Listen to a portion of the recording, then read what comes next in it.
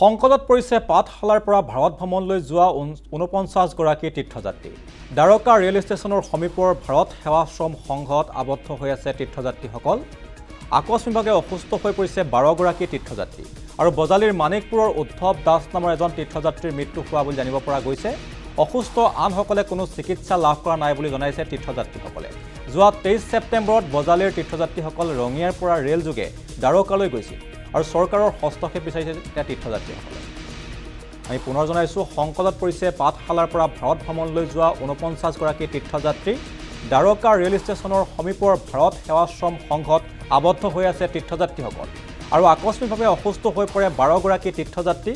বজালীৰ মানিকপুৰৰ উদ্ধৱ দাস নামৰ এজন তীৰ্থযাত্ৰীৰ মৃত্যু হোৱা বুলি জানিব পৰা গৈছে আৰু অসুস্থ আনসকলে কোনো চিকিৎসা লাভ কৰা নাই বুলি জনাইছে তীৰ্থযাত্ৰীসকলে। যোৱা ২৩ ছেপ্টেম্বৰত বজালীৰ পৰা তীৰ্থযাত্ৰীসকল ৰঙিয়াৰ পৰা ৰেল যোগে দ্বাৰকালৈ গৈছিল আৰু চৰকাৰৰ হস্তক্ষেপ বিচাৰিছে তীৰ্থযাত্ৰীসকলে।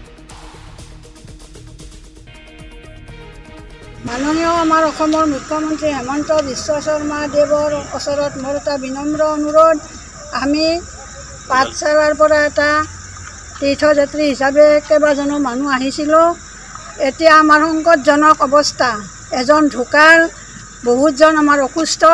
গতিকে কেনেকৈ পাৰে আমাক ইয়াৰ পৰা আপুনি উদ্ধাৰ কৰে যেন, এয়ে মুখ্যমন্ত্ৰী মহোদয়ৰ ওচৰত মোৰ বিনম্ৰ অনুৰোধ। আহি মোৰ বিশেষ অসুবিধাত পৰিলোঁ এই মহামাৰীত পৰি। গতিকে ডেইলি মানুহ ২-৪জনকৈ পৰি মোটামুটি এতিয়ালৈকে ২০-২৫জনমান হৈছে আৰু আজিও 4জন পৰিছে। তেওঁলোককো মেডিকেলত ভৰ্তি কৰিছে। আইচিউত কোনোবা আইচিউত ৰাখিছে, কোনোবা হয়তো চেলাইন দি থৈছে। গতিকে আমাক চৰকাৰৰ ফালৰ পৰা কিবা এটা সোনকালে উদ্ধাৰ কৰি লৈ যোৱাৰ ব্যৱস্থা কৰি দিয়ে যায়। বৰপেটা ডিষ্ট্ৰিক্ট বজালীৰ পৰা আমি আহিছিলোঁ দ্বাৰকালৈ ভ্ৰমণৰ কাৰণে আহিছিলোঁ যোৱা ২৩ ছেপ্টেম্বৰ তাৰিখে। আহি দুদিনমান থকাৰ পিছতে ২৮ তাৰিখৰ পৰা আমাৰ সদস্যৰ মহামাৰীত আক্ৰমণ হ'ল। তেওঁলোক ঘূণীয়াকৰ হ'ল, প্ৰথমে ঘূণীয়াকক এডমিট কৰাৰ পিছত গিৰিয়াকৰ হ'ল। এতিয়া বৰ্তমান তেওঁলোকে আইচিউতে চিকিৎসা দি আছে। তাৰপিছত লগতে এটা এনেকুৱা আমাৰ প্ৰায় ১২জন।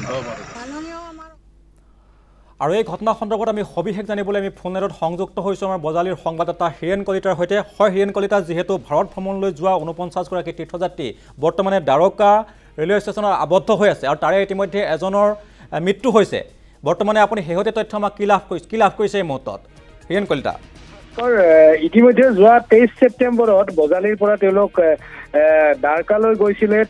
প্ৰায় ৪৯ গৰাকী যাত্ৰী তেওঁলোক গৈছিলে। ৰঙিয়াৰ পৰা ৰেল যোগে তেওঁলোক গৈছিলে আৰু আকস্মিকভাৱে যোৱা ২ দিন ধৰি আকস্মিকভাৱে তেওঁলোক অসুস্থ হৈছিলে আৰু এই অসুস্থ ইমানেই বৃদ্ধি পাইছিলে যে ইতিমধ্যে আপুনি কৈছে এজন লোকৰ মৃত্যু হৈছে আৰু আন ১২জন লোক অতি সংকটজনকভাৱে তাত চিকিৎসাধীন হৈ আছে। আৰু যিসকল তেওঁলোকৰ লগত গৈছিলে ইতিমধ্যে মই কওঁ যে সেই যিসকল লোক আছিলে প্ৰায় ৫০ৰ ঊৰ্ধৰ তেওঁলোক লোক আৰু সেই সকলোবোৰ লোক ইতিমধ্যে অসুস্থ হৈছে আৰু সংক্ৰামক হৈছে। আৰু যি আচলতে তেওঁলোকৰ লগত ইতিমধ্যে ধন তেওঁলোকে লৈ গৈছিলে, সেই ধনৰ ইতিমধ্যে তেওঁলোকে ধন নোহোৱা হৈছে, তেওঁলোকে পৰ্যাপ্ত চিকিৎসাৰ অভাৱ হৈছে, যাৰ ফলত ইতিমধ্যে তেওঁলোক আবদ্ধ হৈ পৰিছে আৰু পৰ্যাপ্ত চিকিৎসাৰ অভাৱত তেওঁলোক শংকিত হৈ পৰিছে।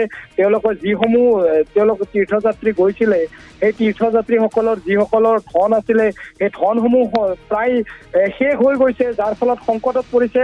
আৰু এই সংকটৰ মুহূৰ্তত যিহেতু অসমৰ মুখ্যমন্ত্ৰী ডক্টৰ হিমন্ত বিশ্ব শৰ্মা সততে সংকটৰ মুহূৰ্তত তেওঁ হিমন্ত বিশ্ব শৰ্মাক বিচাৰে আৰু সকলোৱে এটা অনুৰোধ জনাইছে যাতে তাৰ পৰা অসমৰ মুখ্যমন্ত্ৰী ডক্টৰ হিমন্ত বিশ্ব শৰ্মাই যাতে এইসকল সংকটকালীন সময়ত তেওঁলোকক যাতে উদ্ধাৰ কৰে, তেওঁলোকক যাতে পৰ্যাপ্ত চিকিৎসা প্ৰদান কৰি পুনৰ যাতে তেওঁলোক অসম বজালীলৈ ঘূৰাই আনিব পাৰে, তাৰ বাবে কৰজোৰে প্ৰাৰ্থনা জনাইছে।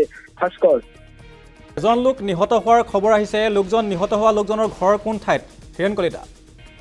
হয়, ইতিমধ্যে যিজন লোক নিহত হৈছে সেই নিহত লোকজন বজালীৰ মানিকপুৰ চৌবাৰী চুপাৰ উদ্ধৱ দাস বুলি ইতিমধ্যে তেওঁলোকে কৈছে। আৰু আন যিসকল, আৰু ইতিমধ্যে মই কওঁ ভাস্কৰ, যিজনৰ নেতৃত্বত গৈছিলে সেই নেতৃত্বত যোৱা সেই লোকজনো গুৰুতৰভাৱে অসুস্থ হৈছে আৰু তাত যিসকল আছে সেইসকল ইতিমধ্যে আমাক জনোৱা মতে সেই যি ওচৰে পাজৰে আচলতে 50 কিলোমিটাৰ যি ব্যাঘাতত সেই অঞ্চলত ভাল চিকিৎসালয় নাই, যাৰ ফলত তেওঁলোকৰ সংকটত ভুগিছে, তেওঁলোকৰ সংখ্যাই বৃদ্ধি হৈছে, যাৰ ফলত মুখ্যমন্ত্ৰী বা অসম চৰকাৰৰ ওচৰত তেওঁলোকে কৰজোৰে প্ৰাৰ্থনা জনাইছে যাতে তেওঁলোকক সংকটমুক্ত কৰি পুনৰ তেওঁলোকক অসম বা বজাৰীলৈ ঘূৰাই আনিব পাৰে।